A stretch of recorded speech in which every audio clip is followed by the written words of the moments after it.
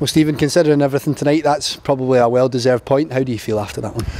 Well, I'm delighted because of the way the boys went about it in the second half. You know, we slightly changed the shape to almost put the onus on them to work a little bit harder. I think when you go down to 10 men, you almost need an out ball somewhere, so we tried to keep two strikers up the pitch just to try and change it slightly, so when we're under pressure we could go a little bit longer or go down the side to get us up the pitch. So I mean, from the message we give at half time, the boys took it on really well. You know, we said out of possession sometimes you'll have to play between Aberdeen players, and if the ball goes to one of those you have to be able to affect it. So out of possession, can you affect two men?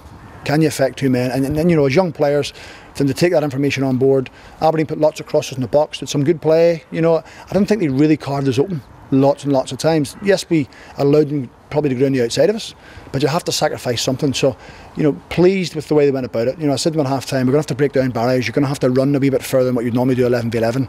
You're going to have to chase back, you're going to have to help people out, you're going to have to win headers and defend in numbers, and at times it's going to be like the Alamo. So when you put it like that, almost an hour, if not probably more than 60 minutes with 10 men, really pleased with the application, with the shape of the team. And you mentioned as well, not the best of luck against Aberdeen when it comes to keeping men on the park. Yeah. What did you make of the sending off? It's two silly bookings. You know, Dylan's a young player trying to make his way. You know, he's coming from a team in Oldham under 18s who probably didn't spend a lot of time with the ball. When you come to us, we want to try and play with the ball. We want to try and centre halves invariably probably spend more time in the ball than what anyone else does on the pitch. So you've got to be prepared to receive the ball, you know, step into the game. Probably his receiving position for the second goal put him in all sorts of trouble. He wasn't wide enough or deep enough. I've told him the first booking he gets far too tight. You know, we worked in 1v1s and 2v2s last week, and he didn't once go tight. He didn't once lunge in and try and nick the ball. So it's almost what you do in training you have to replicate in the game. There's no point in training all week with something in your mind and training well, then come to a game and making a rash decision. So he'll learn from it. I seen it coming. I just felt he was nicking things and he was getting himself caught. You know, he had a poor game. Let's be honest. He had a poor night, but that happens. He's a young man trying to make his way in the game. He'll probably have learned more tonight. If he ever lunges in and dives in and goes too tight in someone again, he shouldn't really, because he's made the mistake once and he won't do it again. His receiving position will be better next time because he's put himself in trouble. So you have to make the mistake to learn from it, and he will learn from it. So listen, we move on from it. And in truth, Stephen, it didn't seem like your side were outnumbered in terms of at the point. It could have been 3 points, a late call for a penalty as well. Do you have an opinion on that one? Yeah, I mean, the linesman said he couldn't see it.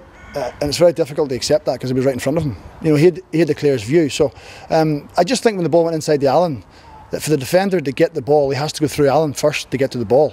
So it was one of our rare forays up the pitch. We didn't really get up the pitch an awful lot, whether it was pass choice, whether it was Aberdeen closing us down. So I think it would have been harsh for Aberdeen to leave with nothing, you know, considering so much ball they had. So I think it pleased me most that they had so much ball but didn't really overly hurt us at any real moment. There were a couple of moments over the top, and Russell had a great save, you know, when Jack had done over the top. But in general play of how we went about it, you know, the shape of the team, you know, if we can have that kind of shape and organisation, willingness with 11 men in the pitch and go that extra little yard, you've lots of places to go to. So first half 11v11, I wasn't actually really enjoying the game.